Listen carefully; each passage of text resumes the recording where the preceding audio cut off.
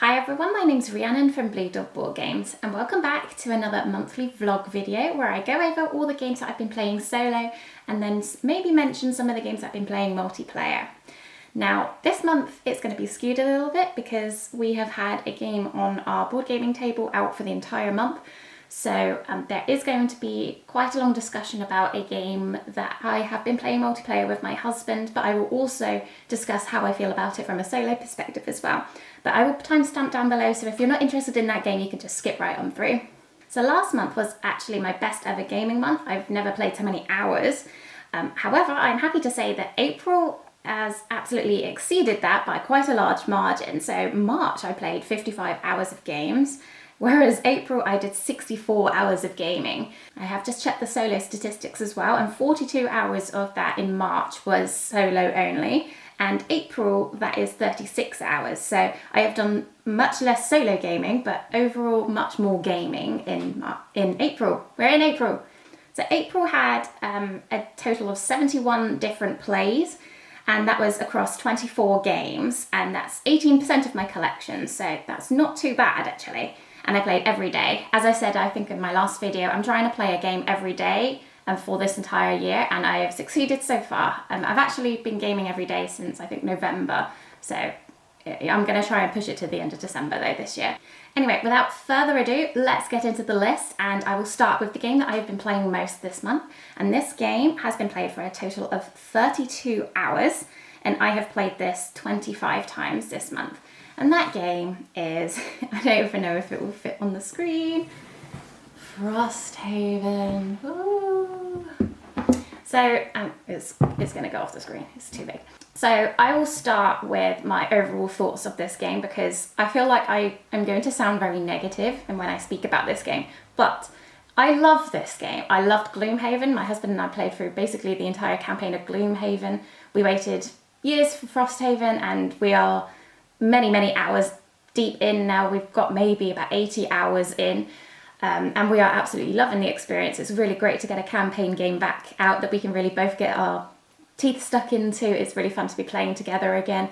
But there are a few things that I want to discuss, and I will start from my thoughts on the solo perspective because after all, that's what this channel is mostly about. So the first thing that surprised me from a solo perspective when you're playing solo only one character in Frosthaven is that you purchase the solo scenario separately. So if you buy the base game of Frosthaven, you do not automatically get a way to play one-handed solo. I purchased them as part of the Kickstarter, so I didn't have to purchase them separately. They just came all in my bundle. But you get a small booklet and a packet of cards to sort of that act as rewards when you complete a scenario. There are 17 scenarios in the pack.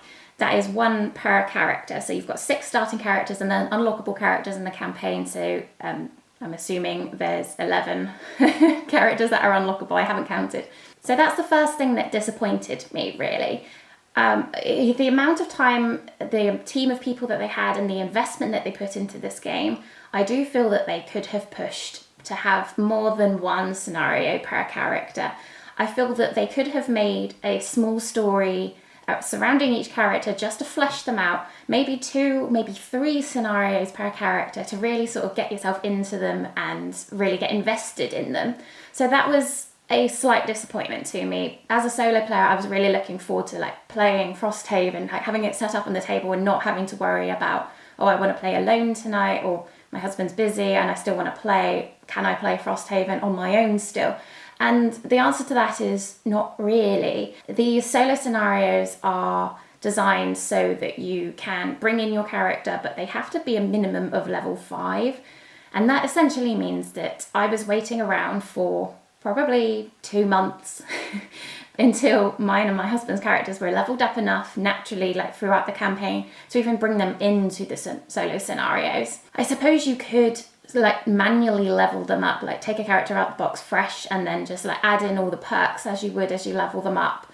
But I do feel that that would sort of skew the experience a little bit. Then you'd have a sheet that you've sort of marked down certain perks already used before you even got the character out in your campaign. I feel that it was developed to be sort of played as an add-on as to when you progress your characters naturally in a campaign to level 5, and you then do the solo scenarios at that point. So that was a bit disappointing. I wanted to sort of get stuck into Frosthaven straight away from a solo perspective, but I couldn't. I had to wait for a couple of months, so that was a bit annoying. Another thing is that, and I don't want to talk about it too much, but there is something that you can get as a reward once you do complete your solo scenario, and this is basically an item that you can like take with you on your adventure, and they are pretty cool.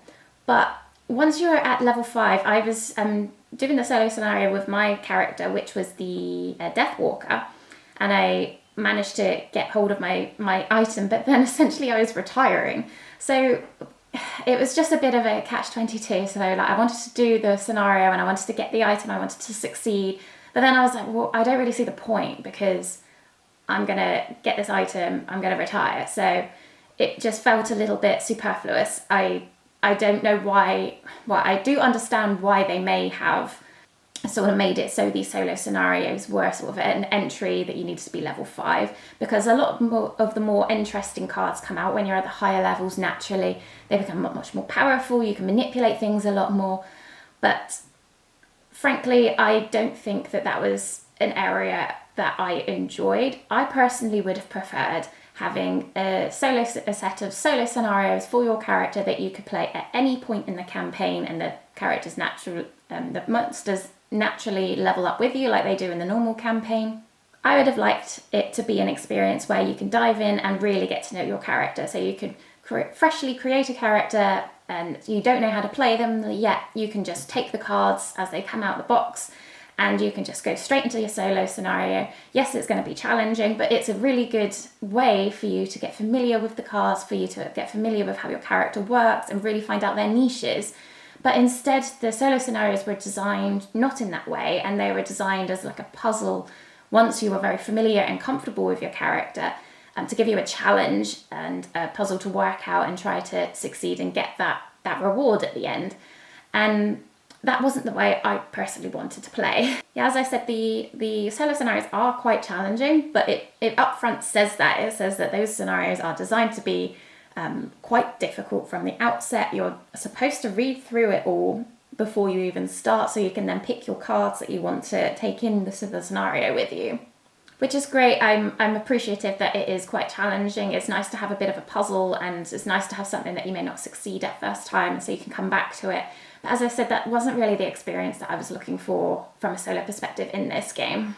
So overall, from a solo-only perspective, when you're wanting to play this game single-handedly, I did find it disappointing, and I probably would not recommend Frosthaven at all if you were a solo player, unless you were massively open to playing multi-handed. So Frosthaven is a game that can be multi-handed reasonably easily. It is not particularly designed in that way, in that your cards you're supposed to be playing on your turn. You play 2 cards on your turn, and the initiative values of them and the exact actions that you're taking, say for example your movement values or your attack values, are meant to be hidden between players.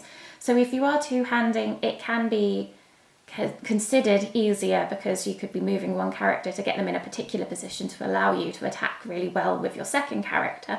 So that may diminish some of the fun for some people. Personally, my husband and I have actually been playing multi-handed between us, so we're each controlling 2 characters, and that has been a lot of fun. It's a lot of brain work, but it has been a lot of fun, and so some people may enjoy that aspect. So multi-handing, I would probably not want to do more than 2 characters at a time, but it definitely can be done. Some of my other thoughts about this game are to do with the Frosthaven specific aspect of it. So Gloomhaven was basically just a dungeon crawler, and there was story with it, and you had some events, road events and city events along the way. This game has an entirely separate aspect where you are controlling the post of Frosthaven, and this is basically a colony management aspect. So at the end of a scenario, you'll be going back to Frosthaven unless you are forced to go somewhere else, and you'll be revealing events, you'll be visiting various buildings, you'll be maybe brewing potions, you may be crafting, you may be buying certain items from merchants. Ultimately, you'll be trying to build up Frosthaven and its defences to last through the winter, to last through various attacks or events that may happen along the way. On the surface, this aspect really excited me. I thought it was a really interesting addition and really fleshed out the experience of the whole campaign and really felt like your characters and you were involved and in like this growing civilization, basically. But this is where I think on the whole, I prefer Gloomhaven to Frosthaven. I cannot imagine playing this game entirely solo and never playing it multiplayer. I don't think I would touch it at all. And if you were somebody that was considering that, I would very much consider how much time you want to invest in a game like this, how much paperwork and admin you're prepared to do, because if you're erring on the cautious side, I would maybe steer towards Gloomhaven rather than Frosthaven, because the outpost phase where you're looking after Frosthaven is, I find, quite a chore sometimes. There's so many steps, there's so many things to remember. I still have to follow the sort of series of events on the back of the booklet each time, and we've put hours and hours into this game so far, and I cannot imagine trying to juggle all of those things on my own. So I will now lead into what I think of it from a multiplayer perspective, just because a lot of my thoughts from a multiplayer perspective do come from the outpost phase specifically.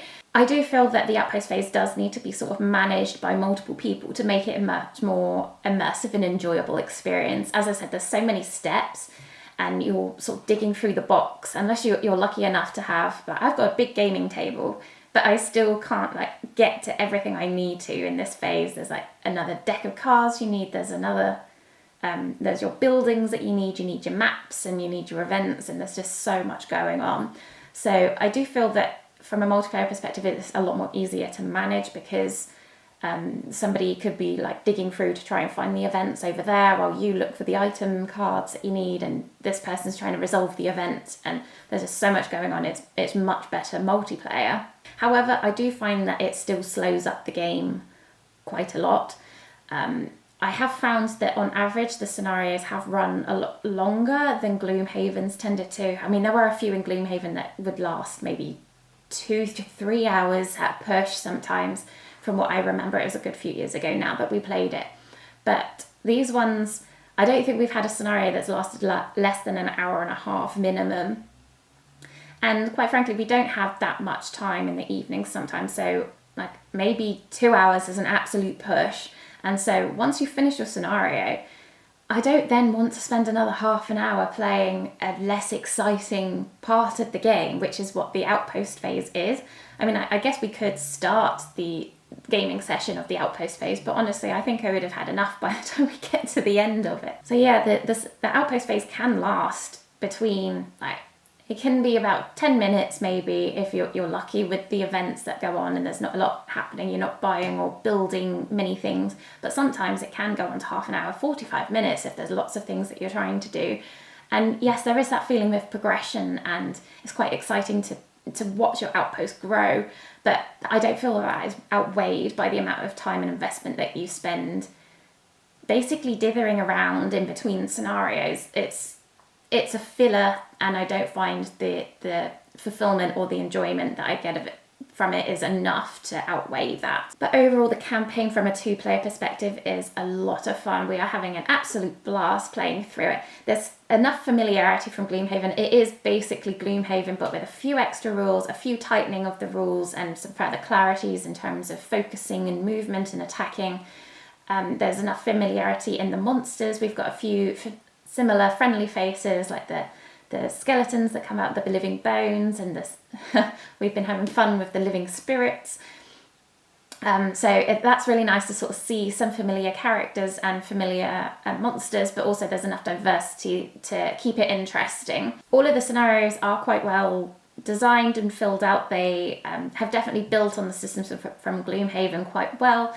They are interesting puzzles, and there's a lot of variety, even though the amount of scenarios in this box is just incredible. But so far, I haven't found them too repetitive or too similar to be boring. I definitely feel like Frosthaven is a much bigger challenge than Gloomhaven. I mean, my husband and I aren't brilliant gamers by any means, but we have died so much more in Frosthaven than we ever have in Gloomhaven. And we would usually stick to the standard level in Gloomhaven for what I remember, and only lower the level if we failed the scenario a couple of times. But I'm beginning to think now that we're just going to play on the easy mode. We are dying pretty much the first time on every scenario. We may succeed on the second time, but frankly, it's getting a little bit repetitive and a little bit frustrating now. Not boring, but frustrating, like dying so many times. And I think we might consider lowering the difficulty. And the length of scenarios, as I mentioned earlier, does seem to be on average a lot longer. Overall, the production of Frosthaven is very good, but there were a few things that I was quite disappointed about in addition. And this is essentially, I guess, what you expect from a first edition of a printing. There were some typos and some quite significant story mistakes in the first few scenarios. So they renamed a character or like a race of people a couple of times, and they kept naming them different things. So I was finding it quite difficult to try and follow what the story was trying to tell us and who was speaking and what they were trying to get us to do. And I was like, I'm trying to follow what this person is doing, but I don't know if that person is the same as who I was talking to a minute ago. It was very confusing, and so I was disappointed to find that in the first few scenarios. You would have thought that those sorts of things would have been tidied up, and maybe I would have expected it in the latter scenarios. Maybe they didn't get around to proofreading for the second time, like all of those latter ones, but these are in the first few, and I would have thought that they would have been tightened up to a T. There were a few printing mistakes as well. So, for example, there are secret envelopes that you can unlock, and that may influence different things in Frosthaven or other parts of the campaign. There were some mistakes where certain things that you unlock were the wrong ones that you unlock. So that confused me for quite a while until I realised there was an errata that has been produced. I do believe that was a printing error rather than like it was a production error in the printing of those parts. So it wasn't really the producers of the game that it's the fault of, it was the printers. So again, these things are disappointing, but they are somewhat expected.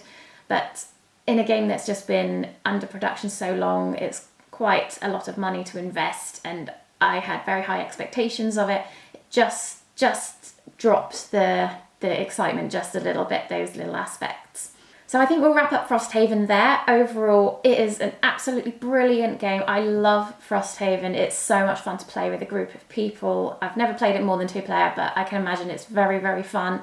It does take a lot of time investment, but you know, me and my husband are having many, many hours of fun, and I really get excited every time we get it out on the table, and it weaves such a great story, and it's exciting unlocking all those new characters and seeing them through and getting familiar with your character. It's just brilliant.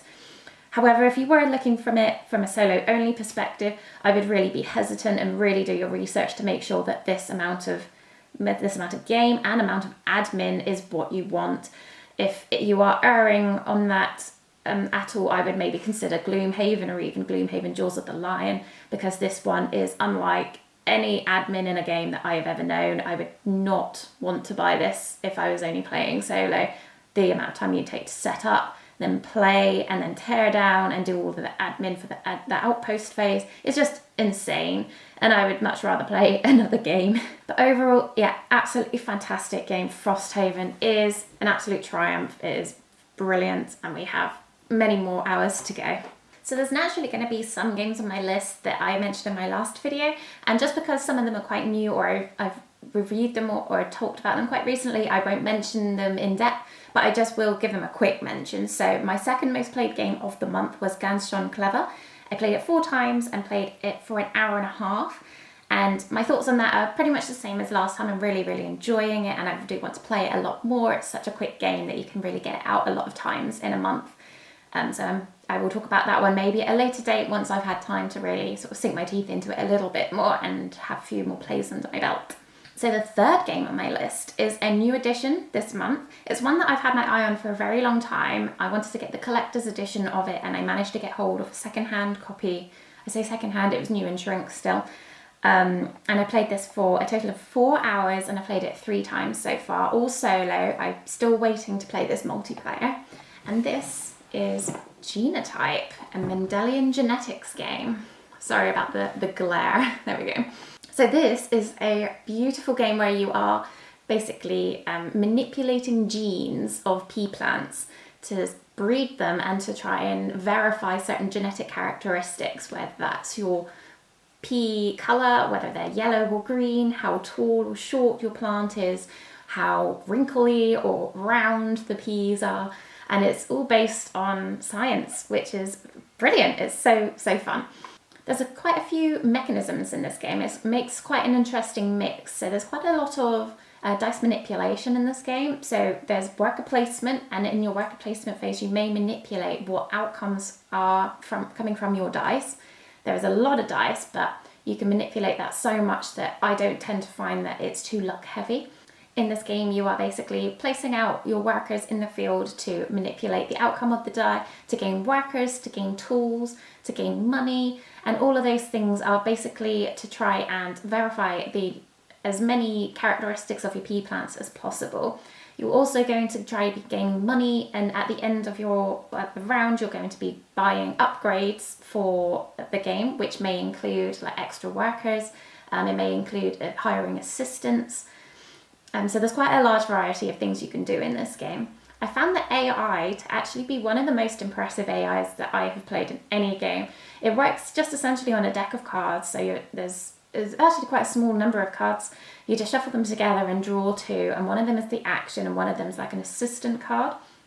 And so you're going to be essentially just placing out workers for the opponent, and they're just going to be basically acting exactly as an opponent would in a multiplayer game. So they're going to be taking money from you, they're going to be manipulating the dice outcomes, they're going to be gaining lots of pea plants and taking tools from you and hiring assistants. They can be really, really annoying.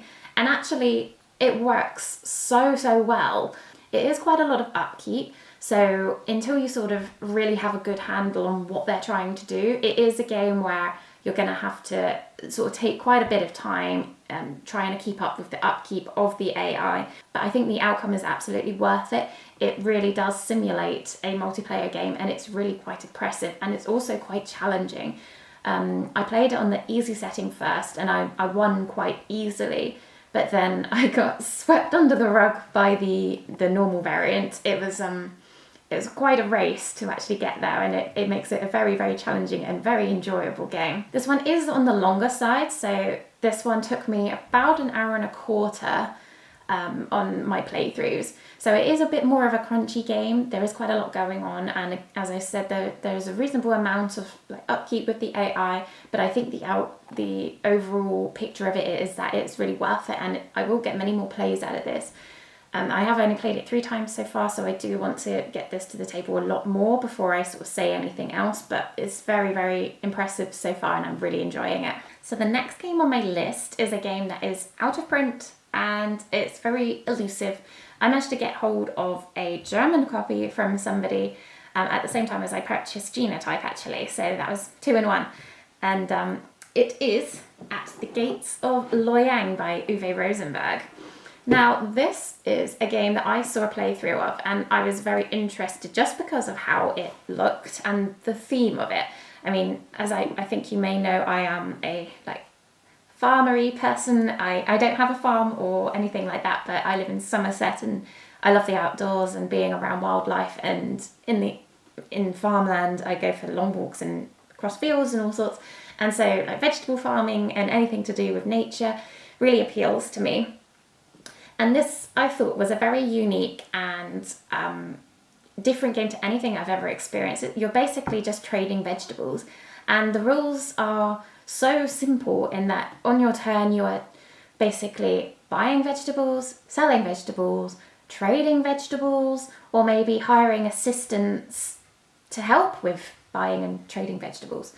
So there's not too many rules overhead, but the strategy and the depth to this game has been very impressive so far. So I played this one 3 times for 3 hours. So it only takes about an hour, but I do feel that this has got probably more depth than a lot of games I have played recently. It's a very funny game because the track only goes up to 20 points. Essentially, you are earning money to then buy points at the end of the game and on your turn with that money. And on your turn, you have a choice to spend 1 coin to move 1 space. And then if you want to move any more, the cost is the value of that space. So if you're trying to move to space number 10, you need to pay 10 coins. And so it's a really interesting balance of whether you want to like keep your money for your turn and then really push up next time, or if you want to really just push up as fast as you can, because you may see that the like the cards are coming out that are going to like really aid you in the next turn, so you may want to like spend all your money now. It's a really, really interesting game, and I've not seen it done before. It is quite challenging, so sometimes you may sit there and feel a bit deflated because you don't feel like you're doing anything or getting anywhere. The first maybe 4 or 5 turns of the game, I'm maybe doing 1 or 2 things, and then that's it. I don't really know if I can do anything else, and you just I feel a bit stupid because I'm like, am I supposed to be doing lots of other things now? Am I supposed to be already at like 8 points on the track? It is a game with a slow start, but actually all of my plays haven't been too bad. I'm not embarrassed at any of the scores that I've got, which is quite nice. So it is a slow burner, but you will get there towards the end. So this is a really interesting one to me. I'm very impressed with its design. I'm very interesting to know how what I feel of it over the next few plays, because I've only played it 3 times so far and I really want to play it more. It's a really interesting puzzle, and I'm really enjoying the sort of tactile nature of like trading my vegetables and putting them over there and planting them all in a line, and yeah, it's great. The veggie meeples are just beautiful. And I haven't played this for multiplayer yet, but I'm really, really excited to try it. I think it'll be a really interesting game to see how it works multiplayer, and really just to have that race aspect of, or that anxiousness of seeing, oh, my husband is now at points 5, but I'm only on 3 points, and do I really like push there, or do I just ignore and carry on with my own strategy? And I think it'll be really, really fun to play. So if you can get hold of it, really do try. It's a very interesting one, but as I said, this is the German version that I've managed to get hold of. It's not too bad because I've got printouts of the English cards, so whenever I draw a card, I just find the English version and pop it on top, so I can just do what I need to with it and can read the English version as and when. So it's really not too much of a problem having a copy that isn't in your native language. So next on my list are a few games that I've spoken about previously, so I'll just give them a quick mention now. So Dinosaur Island, Rawr and Right, I have played 3 times this month for 2 hours. My thoughts on that one are pretty much exactly the same. I'm really enjoying it. It's one that I'm really excited to get to the table a lot more. It's super fun, and I think the reasons why I like it so much that it's not just a roll and write where you are focusing on rolling and writing. There's so much more to it. There's like dice placement, and you're going to be worried about like managing your threat and your security. There's so many layers to it, so I think that it's got the really fun tactile and light-hearted elements of a roll and write, but it's mixed in with a lot of other elements to really keep you interested, and coupled with the theme, that just makes for a really, really great game in my opinion. 3 Sisters, I've also played 2 hours and 3 times this month. I actually tried the solo monthly challenge on Board Game Geek, where they sort of rolled the dice for you and said, this is your first turn with your dice. You do what you need to, and then we all post our scores at the end. And I actually got my best ever score on that game, so that was quite fun to do. I didn't really realise there was so much of a solo challenge community. It's something that I'm definitely going to keep my eye out for going forward, because that was a lot of fun. Just to sort of compare yourself to everyone else's scores. The next game on my list I will mention at the end, because I've gone on a little bit of a print and play spree.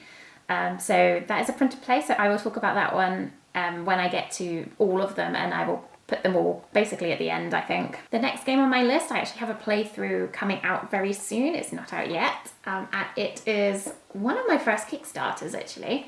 Mr. Cabbagehead's Garden. Now, I won't say too much of it because you'll be able to see my final thoughts in my playthrough. But I have played this one 3 times. It's only taken me an hour. It's a really short game, but it's very quaint and very fun for a lightweight filler game. It can be played 2 players. I've only ever played it solo. I'm not sure I would want to play it 2 players. Now, this is a game that I was very reluctant to purchase on the basis of the artwork alone. Now, some people might really like it. it is not my cup of tea at all. I do not like anthropomorphic vegetables. I don't really like anthropomorphic animals either, unless they're done in a certain style. This reminds me of an old version of James and the Giant Peach that I watched as a child, and it really freaked me out. And yeah, doesn't appeal to me. But if you can get over the freaky looking vegetables, it's a really fun game where you're trying to plant vegetables in your garden next to each other, so they're adjacent, and adjacent vegetables will score points at the end of the game. You're also trying to satisfy certain scoring criteria, so you may want the same vegetable in each corner of your garden. You may want like a promenade or 2 columns of the same types of vegetables, or you may want different vegetables in every single row. And what I like about it as well is that it doesn't sort of, you're planting it in a 5x3 grid, but it specifically says that your grid is not actually set until you plant your final 5th vegetable in the row, or the 3rd one in the column. So you can sort of manipulate it as you want throughout the game, and I really like that flexibility. That makes it really fun. But it also gives you a harder version in the rules where it says, basically, if you want to make it more difficult, you can fix the grid at the beginning of the game. So this is a really, really fun one. I would recommend it if you're looking for like a vegetable themed lightweight game that only takes like 20 minutes or so. And when it came, it was a real pain in the backside to actually organise, because you have neighbour tokens in here. I think you have 6 for each neighbour, and there is an awful lot of neighbours in here. And so basically whenever you wanted to play with a certain few neighbours, you had to like isolate all of their tokens, mix them up, and then if you wanted to play the game again with with different neighbours, you had to then like separate them all out again and then mix them all up again. It just took way more time than it should. So I wish there was like a storage solution that it came with. I've made my own storage solution now, and it gets to the table a bit more than it would have otherwise. But yeah, it is a bit of a pain to organise for the size of game it is.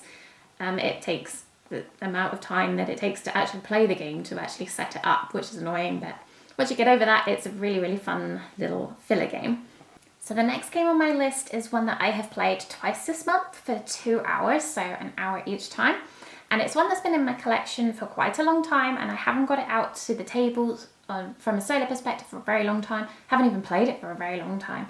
And that is Everdell, one of the most beautiful games that I own, and it's just gorgeous. The production's gorgeous and the artwork is just stunning. Now the reason that I haven't played it for a long time is because the solo in the base game is just leaves a lot to be desired. Basically you're just rolling a die and blocking off certain cards in the meadow, so you can't play them anymore, and that may impede your strategy. And at the end of the game, the Rugwort, the rat that you're playing against, is scoring for all of the special events that you don't manage to fulfill. And if the cards that don't come out during the game, you're not going to fulfill them, even if you want to. And so it's just not that great. So it hadn't come out for a very long time, but I was really keen to get it back to the table just because it had been sitting there a long time. It's lovely, it's too pretty a game to just stay on a shelf, and I really wanted to play it again. So I had a look to see whether there were any fan-made solo modes on Board Game Geek, and alas there were. I played against Atticus, that's created. I will try and put a link either up here or in the description down below, so you can play that one. It is really, really fun. It's just a deck of cards, you're drawing one, and there's 2 types of cards, whether you're placing meeples or doing another action. I think that is it, place a meeple or do an action basically. It works really smoothly, it's really, really easy to upkeep. It also works with some expansions. I don't have any expansions for Everdell, but it's apparently very easy to integrate with them as well. It makes for quite a challenging experience. I think I lost, but that didn't impede my enjoyment. It was very smooth. It didn't necessarily feel like a multiplayer game, but it was blocking certain spaces, and it was doing a lot of things that your opponent would do. So I think that is quite a good representation of a solo mode for this game. It's quite funny because when I first played this one solo again this month, I did try the base game solo. And I posted about it on my page, and almost every comment was saying like, oh, you need to buy the Mistwood expansion that's coming out, because that greatly enhances the solo mode and produces quite a different experience. I was just a bit like, I don't really want to spend an extra 40, 50, I think it was about £46 I saw it for. I don't really want to spend that much money on a game, again, when this one was about £50. That's nearly £100 on a game that really shouldn't really cost that much. I don't mind spending more for a good solo experience, but when I have to start spending lots of money on different expansions and different experiences, that does put me off a little bit. So I was much more interested in just trying to print off a few things from Board Game Geek and trying to get a really good experience that way. And I do feel that this one will be coming back to the table a lot more frequently now I have found the Atticus mode, because it's really fun. And there may be more modes as well, so I might try out a few if there are them on Board Game Geek, because as I said, this is just an absolutely stunning game, and it's such a shame to just sort of keep it on the shelf not being played. And it has little squishy components, and you know how much I love that. So that's Everdell. It's a wonderful game. I have also then played Final Girl. So I've played Final Girl twice this month for 2 hours, and one of those times was one of my playthroughs that I did. That was with Geppetto and Raiko. It was successful, so I will link that one somewhere, and do give that one a watch if you want to see how I beat Geppetto. It was a bit of, well, quite a bit of luck, but it was a lot of fun. The next game on my list I have played twice this month, and I played it for 2 hours, so it takes about an hour each to play, and that is another roll and write, but the heaviest roll and write that I own, literally, Hadrian's Wall. Now this is a game that I personally wouldn't really want to play solo, just as it is. It's one that I have been playing through the solo campaign for, and I believe that is actually produced by the designers of the game. It's just not included in the box. But the file is on Board Game Geek, and I have now printed it off, and so I've just got it in this box. And basically the campaign is designed so you are, I think there's 14 forts along Hadrian's Wall that were built back in the day. Maybe, I'm probably completely wrong. If I am, I'll put it in the subtitles. But basically you're playing through however many scenarios in that campaign per fort, and you will basically have different ways of playing. So it may give you a target. So the one that I just played was fort number 3, and I had to replay that one a good number of times. You usually get a target score, so you needed to score at least 70 points. And also I needed to get to the top of each of the 5 citizen tracks. So each of the forts play very differently. So it's going to make you adapt your strategy and adapt the way you play this game each and every single time, which is one of the things that I think about this game. From the base game in general, I think you would fall into playing the same strategy every single game. It's a bit of a pitfall where you sort of find something that works really well for you, and you will just probably keep doing it just to keep getting that self-rewarding victory every time, or the high score. And I was certainly finding that when I was playing it without the solo campaign, I was sort of falling into that trap a little bit. But the solo campaign really does sort of alleviate you out of that trap, forces you down some routes that you would never usually explore, and ultimately lends you to having a much more complete experience of this game, because you are exploring it in its entirety. And it's so fun. The amount of combos that you can sort of trigger in this game is really satisfying. And not only are you like ticking the boxes off, you're actually gaining the components as well, because you're gaining workers and you're trading in the workers for stone and things like that. And it's a really tactile experience. And you really get immersed in this game. It takes an hour to play, but it honestly feels like 20 minutes. I'm always really surprised when I look at the clock and a whole hour has gone by. And I'm having a whale of a time when I play it. It's a really, really fun game, and I would really highly recommend getting hold of this if you're into roll and write games. It does look really intimidating when you first get it out on the table. There's a lot going on the sheets, but once you sort of understand what's going on, it really does sort of play quite intuitively. So the next game on my list is Ark Nova. Now I won't speak about Ark Nova because I covered that on my last video. I played that twice this month for 1.5 hours, and I love Ark Nova so much. It's one of my favourite games of all time. It's just brilliant, and that will probably be appearing on many of these lists The next couple of games though after that are some more print and plays, so I will come to those very shortly. But the 16th game on my list is a card game that I played for 29 minutes, and I played it twice. So it's a really short one, small box, but a lot of fun, and that is Onirim, or Onirim. I call it Onirim. So this is a game where you have a deck of cards that you shuffle together, and you are trying to place symbols in a certain sequence to gain doors and to like escape this like magical reality or dreamlike state. I think you are in a nightmare. And during this game you may be drawing nightmare cards which force you to sort of discard your hand or discard a door that you've already managed to unlock. Or I think you can also discard, you get special key cards, you can discard one of those if you have one in your hand as well.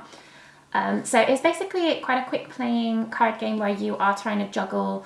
Basically the game ends when the deck is finished, so if you don't manage to unlock all those doors that are in the deck by the end of the game, you lose. And so you are just trying to juggle like the risk of, do I need to wait for this symbol to come out, or it may not come out, so do I need to just play different symbols instead because there's different colors that you're trying to get, and if do you want to change that color to try and get that color door, or do you not want to risk that? So there's a bit of risk and reward in this game. It is a game that I've definitely called on over the years. It's a gorgeous production, but my problem with it is that the amount of shuffling that it takes between games. So basically every time you are sort of resolving one of these nightmare cards which forces you to discard your hand, you are then going to be redrawing from the deck to fill up your hand of cards again, up to 5. Now if you are drawing door cards or nightmare cards again, when you're trying to refill your hand, they go into a limbo pile that you then need to shuffle in. This means that ultimately you could be shuffling your deck of cards maybe up to like 10 times or even more during one game. And as somebody that doesn't really know how to shuffle that well, that's really, really annoying, and it can take an awful long time. And there is an app for this game, and I would probably prefer to play this on the app now that I know that it exists. I'm not usually an app person. I'm usually much more of a, I want to play the board or card game, but just because of the amount of shuffling that's in this game, and it's a small box game, I think I would maybe err on that side instead. But yeah, I wanted to get this out.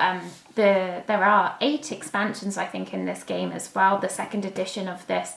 They just mix up a few different rules. For example, you may have to achieve the doors in a certain order. You may have certain like spells that you can cast which allow you to sort of discard cards from your discard pile to do a certain action. It may allow you to sort of ignore a nightmare card, for example. So there's quite a lot of variety in this box. It's really, really fun, all of the expansions that I've played from it. I've played them all actually, and they mix it up just the right amount. So it's a really good game. I would just maybe only get it if you're a good shuffler. Now the next game on my list I played once this month, and that was on Easter Sunday, because you cannot go Easter Sunday without playing a game about chocolate or eggs or something. And so I played Chocolate Factory. And I played this one solo. I won't go too much into this because I do have a playthrough of this game, and I will link this either up there or down below in the description. So you can see my final thoughts on Chocolate Factory on that video. But yeah, I love this game. The components are probably what makes it for me. I really enjoy the beans and all the chocolate pieces and the chunks and the sticks and the sweets that you can make. It's a really beautifully produced game. But also the solo mode is a lot of fun as well. As I said in my last video for the playthrough, I am tweaking the solo mode scoring a little bit just to make it a bit more of a win-loss condition, and also being able to give you a score so you can compare plays with each other. Still working on that. It's not really working that well, but it's giving me something to do. But yeah, I played Chocolate Factory once this month and I'm still loving it. The next game on my list I've also played once this month for 46 minutes. I've only got the lid here because all the components will just go everywhere. Coffee Roaster. Now this is a solo only game where you are drawing tokens from a bag which represent your coffee beans and roasting them a certain amount each time, and trying to basically brew the perfect cup of coffee. And that may also have like notes of bitterness or sweetness or aroma that you need to also build into the bag at the end of the round. I've also got a playthrough of this one, so once again I will link this either up there or in the description, so I won't go too much into this, but this is a really lovely Sunday morning game with a cup of coffee in your hand. It's just lovely and relaxing. There's so much variety in it, so there's so many types of coffee that you can be brewing in this game, and I just also love the narrative that it gives you in terms of the descriptions on the back of all the coffee types. And again, you've got an information sheet about the coffee brewing process and how that works, and it's just lovely and informative, and it's a just gorgeous game and really a lot of fun. So that is Coffee Roaster. So I will finish off with the other game that I have played on my list that is not a print and play or a roll and write or anything like that, and that is Cartographers. I played that one once this month as well. Again, I've got a playthrough of that one that I will link somewhere on this video. But otherwise, we are going to move on to my print and play games. I've recently managed to get a printer. I think last month I got a printer, and it's just taken me a bit of time just to sort of set it up and learn how to print duplex and try and line things up properly. Still not perfect, and they are by no means going to win any beauty contests, but they are perfectly functional. It does exactly what I want. So I will go through now some of my roll and writes and print and plays, because not all of them are roll and writes, that I have been trying out, and I was really interested to know what games that you have played, just from a print and play perspective, in the description below, because I'm looking out for some new ones to try all the time, and I've been really enjoying the process of making them and seeing the end result, and I think it's been really interesting so far. So the first one that I have been playing, I've actually played it 3 times this month for 1.5 hours, and that is For Northward, a solo trick-taking game. Now, you probably won't be able to see them very well because it's laminated, but you can probably see some of the artwork here, and you've got like all the decks of cards that come out and the really cute little critters. But yes, basically, this is my first ever trick-taking game. Never played one before, never really understood what it was either. I mean, I know that like Hearts was an example given whenever you Google what a trick-taking game is. But yeah, and I never really understood like, oh, how can you play a solo trick-taking game? But this works so well, and it's so fun. Basically, you are taking what they call tricks against these like rulers of certain areas, and they will have a value. So you may have a ruler on area 5, and basically that means you are trying to get 5 wins or 5 successes in a certain trick, and they are going to be drawing a card, which is basically just like a normal deck of cards, but they're fancy in here, and it may be like a 3 of, say like 3 of hearts. It's not 3 of hearts, but 3 of hearts, and you're going to be trying to like play a card of the same type. You have to play a card of the same type if you have one in your hand, or you can try and play a card if you don't have one of their same type. They have a certain suit as well, and if you play a card of their suit, you will win that trick. So you're just basically trying to match your wins against their number of the area that they are in control of at that particular time.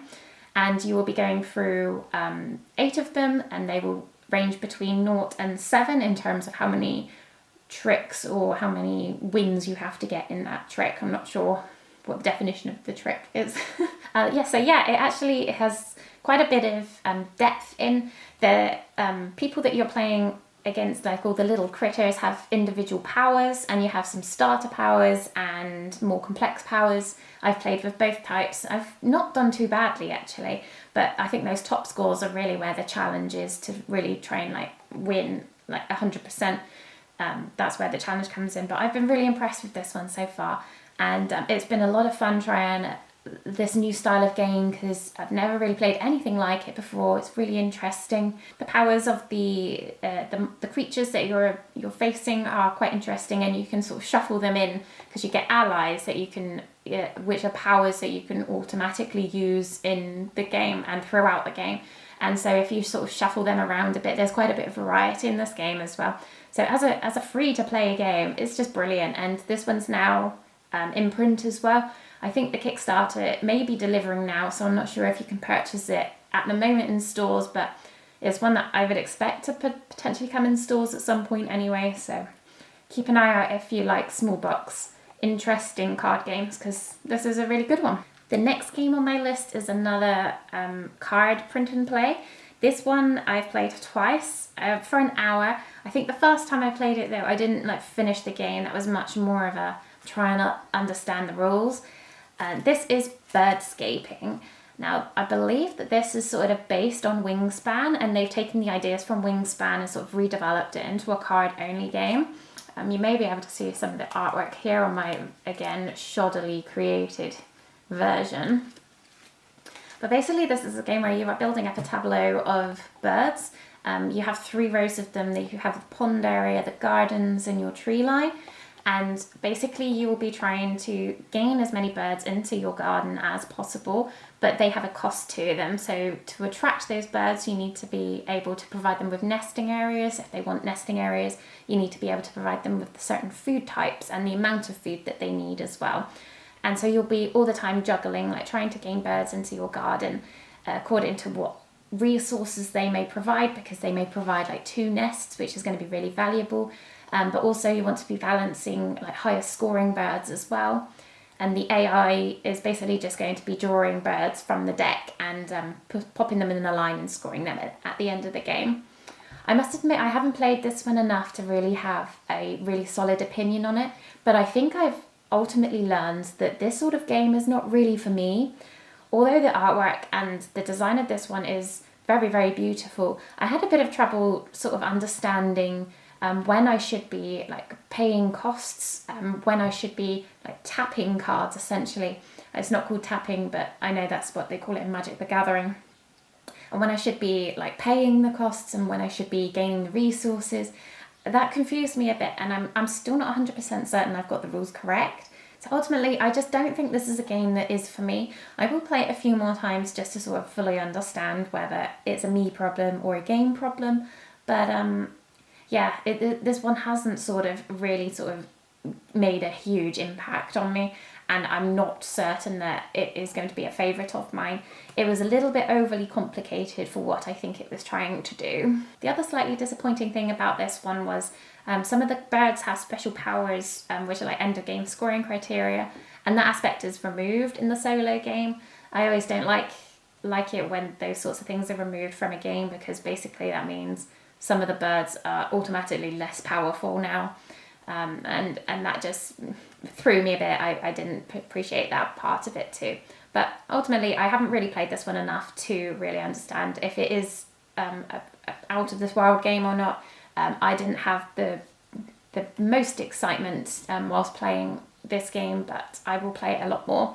Or I will play it more just to get a more grounded understanding. The next game on my list is another print and play that I think has actually made the biggest impression on me of the ones that I've played this month. And I was really, really impressed on the basis that it's a really tiny deck of cards and it actually has quite a lot of depth to it considering the amount of components.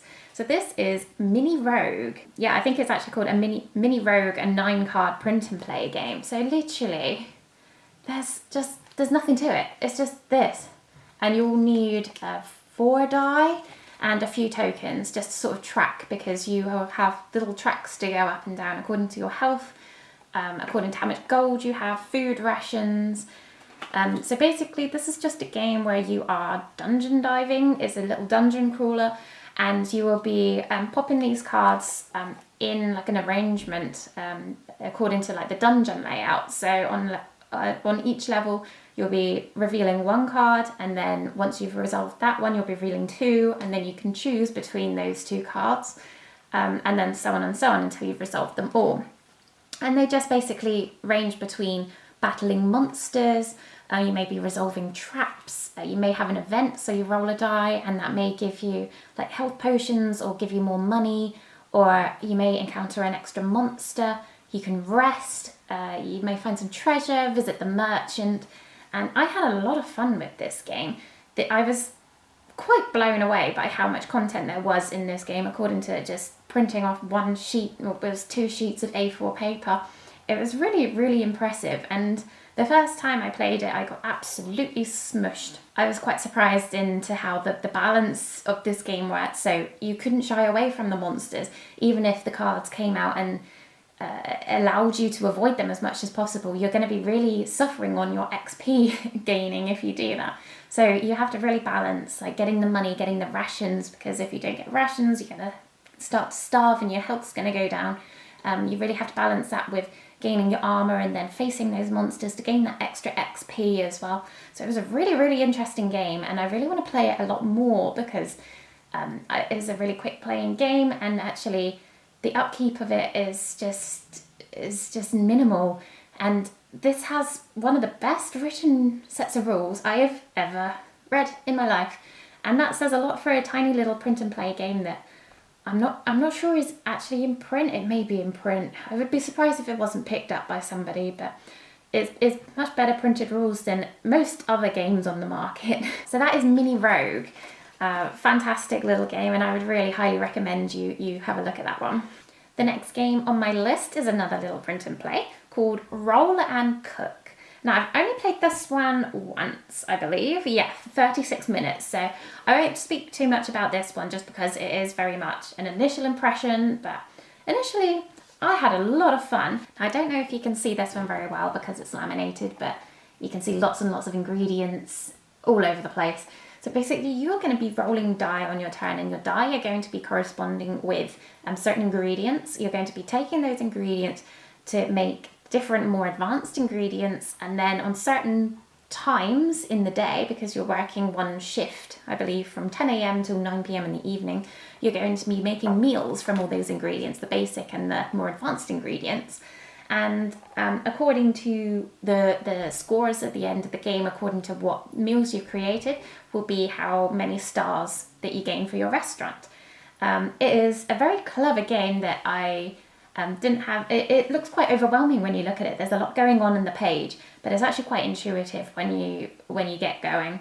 Yeah, initially I thought I had a whale of a time with it. I thought it was really, really fun, and I felt like there's quite a lot of strategy to employ because at the end of the game you're going to be scoring more points according to how many of a certain type of dish you have. So for example, you can have bread, you can bake bread in this game, and if you have 5 bread, you're going to be scoring a lot more for those bread than if you only scored 1 bread and 1 salad or something like that. So I feel like there's quite a lot of replayability here, and I'm looking forward to giving this another go. The next game on my list is Super Skill Pinball 4K. Now, this one has been taken to retail, and I believe there's a lot of different versions of this one now.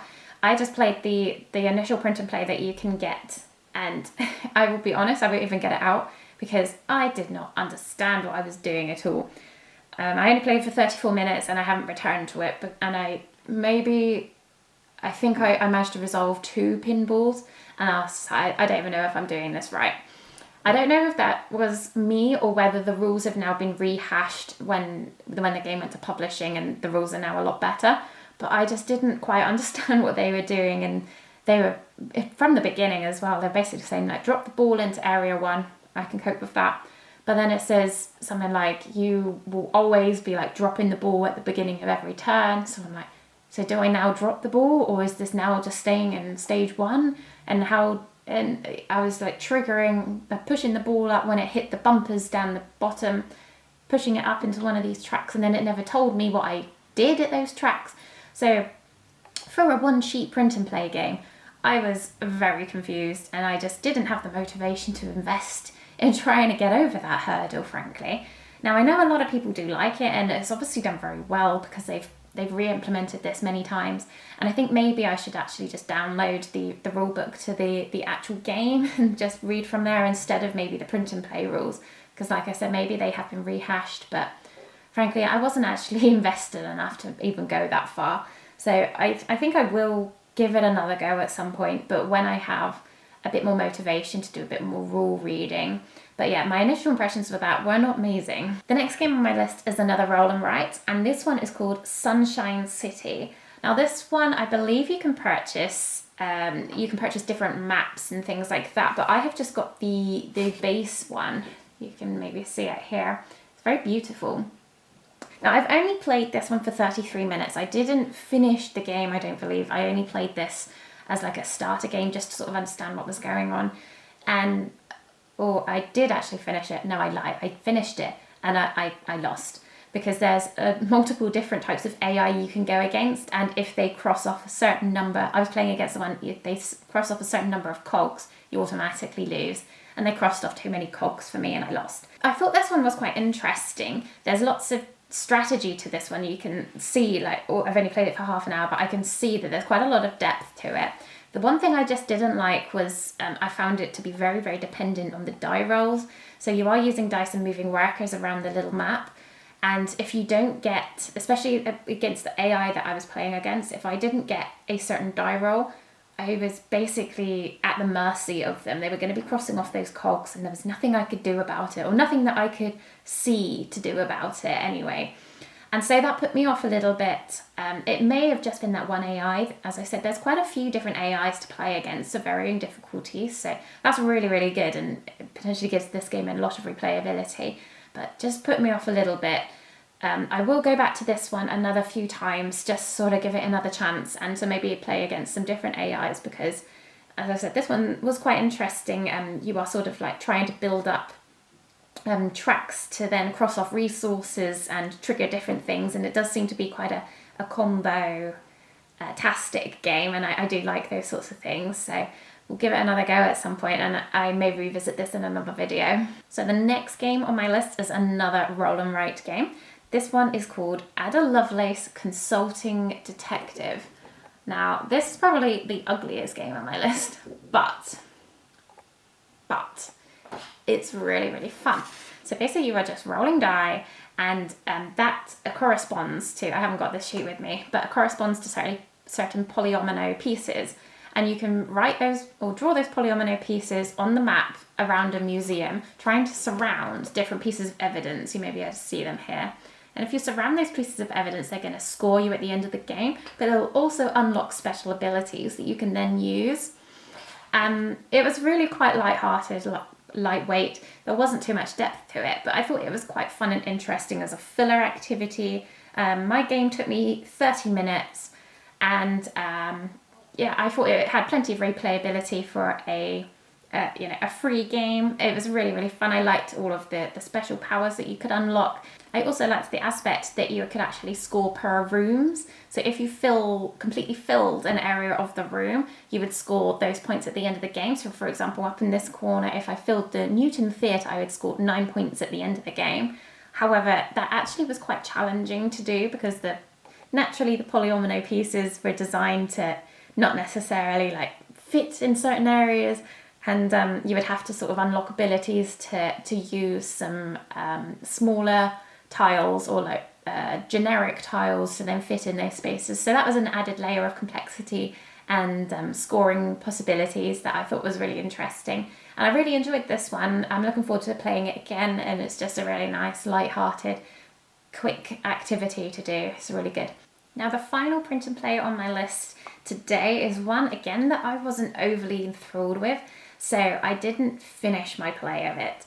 But I will just very briefly talk about it, and that is Dr. Smugglefreud's Marvellous Machine. Now, this one really appealed to me because of the look. It's very steampunk. Now, I don't know if you can see very well, but it's like cogs and very like mechanical looking. Basically, you're just trying to build a machine which and the machine parts have different powers on, so it might be flip a card, rotate the card, move the card on top of another card.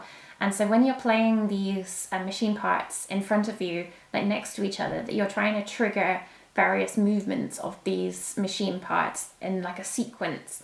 Not set sequence, but you're just trying to count the number of triggers that you initiate.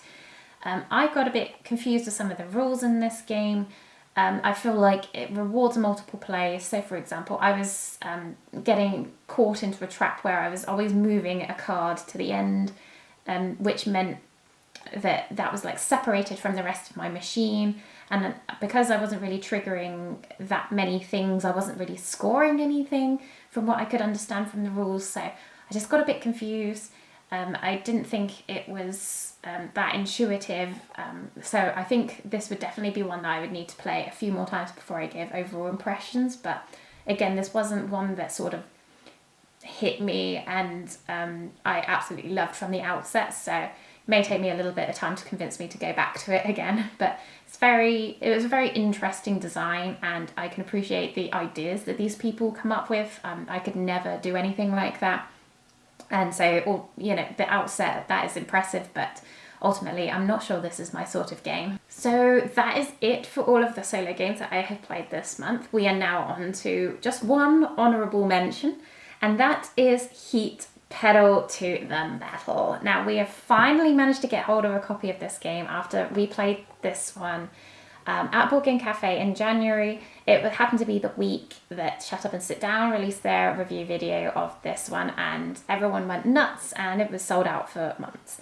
So we managed to grab a copy finally. My husband is a motor racing fan, so he was very keen on getting this game, and I've never actually seen him suggest a game to play and be really excited about playing a particular game, but Heat he was, and it was really, really nice to see. And so we've played this one only twice this month because we've had Frosthaven set up for 2 hours, and we've had a lot of fun. We actually played this with some of the Automa cars as well, which are really, really smooth to actually play with. I was really quite surprised of how well and competitive the race felt with them in. And I'm looking forward to playing this one solo, and I'm sure that this one will make an appearance on my channel at a later date. So that is it for all of the games I have played in April. I hope you enjoyed the video today and maybe have found some games that you may not have heard of before, especially the print and plays. Otherwise, I hope you enjoyed listening to my thoughts on them. Do let me know down below what games you have been playing in April solo, as well as multiplayer, because my husband and I are always looking for some games to play as well.